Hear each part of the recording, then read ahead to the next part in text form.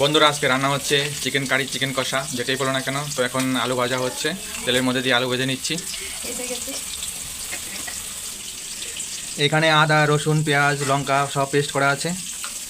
আর এখানে রয়েছে chicken, 1 kilo chicken আছে। এখানে আছে সর্ষে তেল, মাস্টার অয়েল আর নুন দিয়ে এটাকে মেখে রেখে দিয়েছি। এটা হচ্ছে আমার স্টাইলে, তো দেখতে পাচ্ছ। তেলটা রয়েছে, এবার তেলের মধ্যে সব রকম মশলা দেওয়া হবে।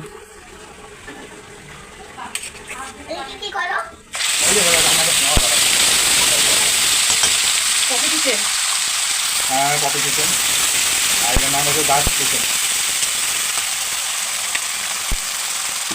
কপি চিকেনের নাম দেওয়া হয়, এটা তো ইচ্ছা দিয়ে রকম।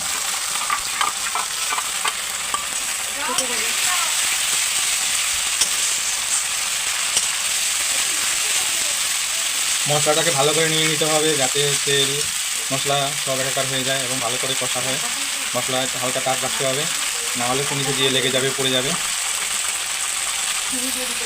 এবার ভালো করে নেড়ে কষিয়ে নিতে হবে। দেখো তেল ছেড়ে দিয়েছে।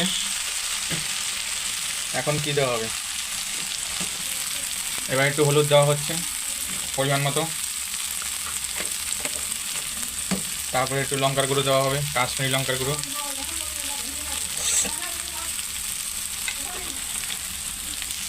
মশলা প্রায় রেডি। এটাকে দিয়ে নাও, মশলা যে করা আছে ওটা দিয়ে তারপরে জল দিতে হবে। আজকে আমার সাথে হেল্পার রয়েছে, দেখতেই পাচ্ছ, নিউ হেল্পার।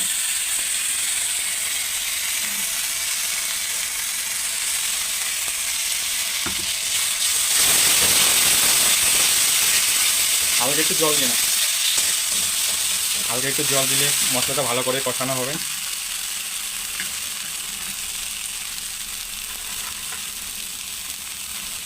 অল্প দিলে হয়, একটু না।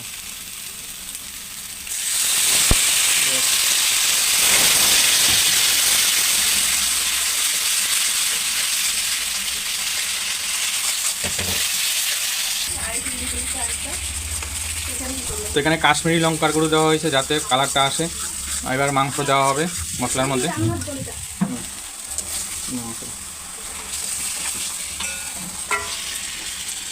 এই মাংস দেওয়া হয়েছে, এবার ভালো করে মশলার সাথে মিশিয়ে নিতে হবে, একদম কাদা কাদা হয়ে যায় মশলার মাংস।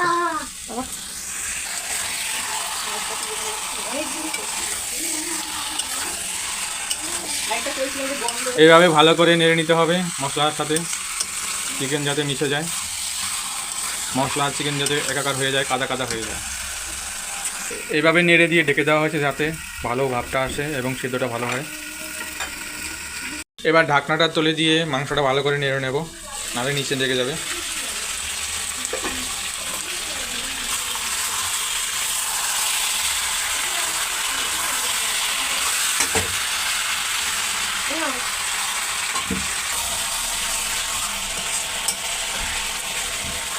ভালো করে না নেড়ে নিলে নিচে লেগে যাওয়ার সম্ভাবনা থাকে, সেই জন্য কিছুক্ষণ পর পর ভালো করে চেক করে নেড়ে নিতে হবে যাতে নিচে না লেগে যায়। আর পোড়া লেগে গেলে টেস্টটা ভালো আসবে না, পুরো অন্যরকম হয়ে যাবে।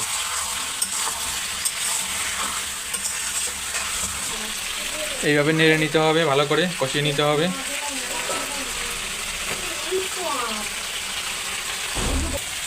এই যে কপি আলু রাখা আছে, এবার আলুটাকে দিয়ে দেবো।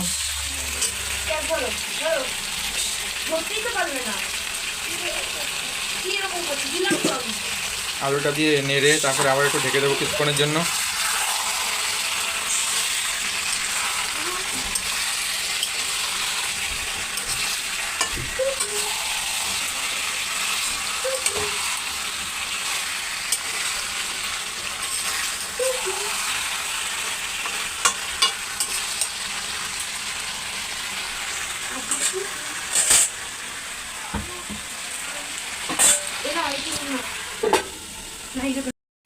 এইভাবে কষিয়ে গেছে প্রায় মাংস, দেখো তেল ছেড়ে দিয়েছে।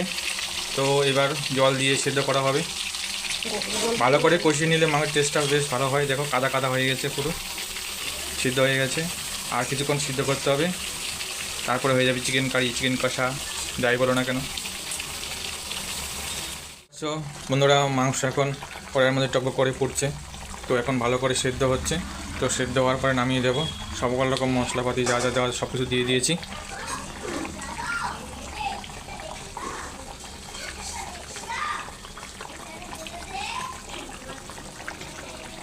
খুব সুন্দর কালার এসছে।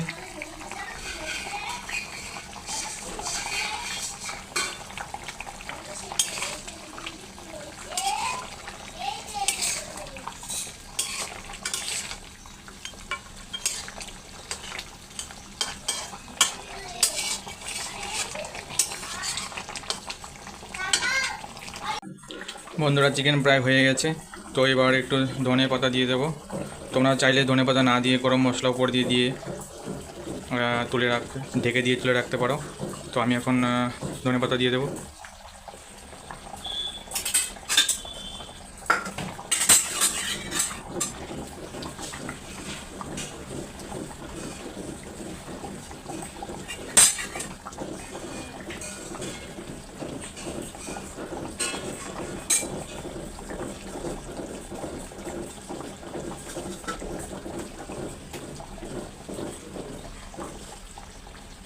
এখন তাপটা হালকা করে দেওয়া আছে।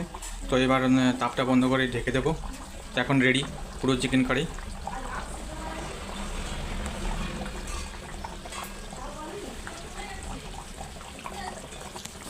তো আমার মাংস পুরো রেডি। তো এবার বন্ধ করে দেবো উনুনের তাপ।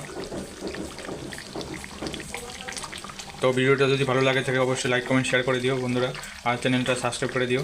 তোমাদের অসংখ্য ধন্যবাদ, ভালোবাসা, love you all guys. Tata bye bye. পরবর্তীতে দেখা হচ্ছে নতুন কোনো একটা রেসিপি নিয়ে। ততক্ষণে ভালো থেকো, সুস্থ থেকো, বাই।